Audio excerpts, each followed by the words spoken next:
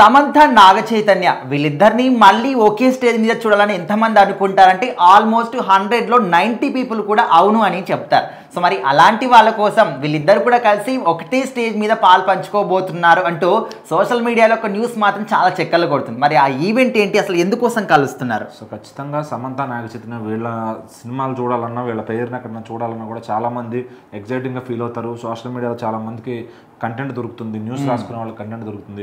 వాళ్ళు ఏదన్నా ఫంక్షన్కి వెళ్ళినా కానీ ఎక్కడన్నా దూరంగా నుంచున్నా కూడా అరే వీళ్ళిద్దరు వచ్చారు ఈ రోజు అని చెప్పి మాట్లాడుకుంటారు అనమాట. సో మరి వాళ్ళ పెళ్ళి వాళ్ళ బ్రేకప్ అంతా కూడా ఒక పెద్ద అంటే చాలా రోజుల నుంచి దగ్గర ఒక 5 ఏళ్ళ నుంచి అదే న్యూస్ నడుస్తూ ఉంది. ఇంకా వేరే న్యూస్ లేదన్నట్టు, వేరే ప్రపంచంలో అందరూ ఇంకెవరు ఇది బ్రేకప్ అవ్వట్లేదు అన్నట్టుగా చూస్తారనమాట. సో బికాజ్ ఆఫ్ వాళ్ళు సెలబ్రిటీస్ లవ్ చేసుకుని పెళ్లి చేసుకుని విడిపోయారు కాబట్టి వాళ్ళ మీద అంత ఇంట్రెస్ట్ అందరికి కూడా.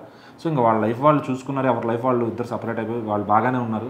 బట్ ఇంకా ఈ రాసుకునే వాళ్ళకి వాళ్ళ గురించి మాట్లాడుకునే వాళ్ళకి ఏంటంటే ఇంకా అది మనం ఏం చేయలేం దానికి. సో మళ్ళీ ఇప్పుడు వాళ్ళ గురించి కొత్తగా వస్తున్న న్యూస్ ఏంటంటే మళ్ళీ వాళ్ళు కలవబోతున్నారు. అంటే ఎక్కడ అంటే సినిమా థియేటర్లో, మనం ఏదో అనుకున్నట్టుగా ఫంక్షన్ హాల్లోనో లేదంటే ఏదన్నా ఇదిలో కాదు, సినిమా థియేటర్లో ఈ జూలై 18న ఏమ్మాయి చేసాం మళ్ళీ రిలీజ్ అవుతుంది.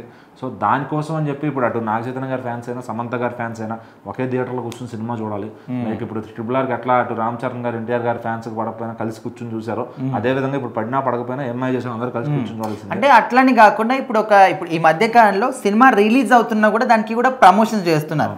హీరో ఇద్దరు కూడా కొన్ని టీవీ ఛానల్స్లో ఇంటర్వ్యూస్ ఇవ్వడం కావచ్చు అట్లా. సో మరి ఆ విధంగా ఏమైనా కలిసే అవకాశం ఉంది? ఇప్పుడు డైరెక్టర్ గారు అనుకుని అట్లా ప్లాన్ చేసి అట్లా చేస్తే కనుక హీరోయిన్ ఇద్దరు రావాల్సింది ఎవరైనా కూడా. సో దాని మెమరీస్ అన్ని గుర్తు చేసుకున్నప్పుడు అంటే ఇప్పుడు మన సమంత గారు ఆల్రెడీ మామూలుగానే మహానటి, ఆవిడ ఏ ఇంటర్వ్యూకి వెళ్ళినా నా జీవితం అంతా నాశనం అయిపోయిందని చైతు గారి మీద పడేస్తారు. బట్ చైతన్య గారు ఎక్కడ కూడా ఆవిడ గురించి నెగిటివ్ చెప్పింది లేదు. ఆయన ఏంటంటే ఇంకా లైట్, ఇప్పుడు ఒకవేళ ఆవిడ వచ్చినా నేను హ్యాపీగా హక్ చేసుకుని బాగున్నావు అని అడుగుతానని చెప్పారు ఆయన.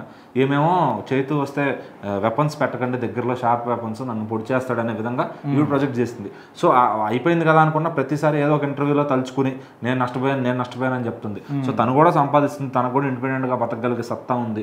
సో ఎంతో ఫ్యాన్డమ్ ఉంది. కానీ అయినా కూడా ఇంకా ఏదో తనకు అన్యాయం జరిగిందని ఇంకా అది పట్టుకుని మాట్లాడుతూ, సో ఇప్పుడు ఏంటంటే ఇద్దరు ఒక స్టేజ్ మీద కూర్చున్నా కూడా ఇద్దరు బిహేవియర్ ఎట్లా ఉంటుంది అనేది అది అక్కడ చూడాల్సిందే.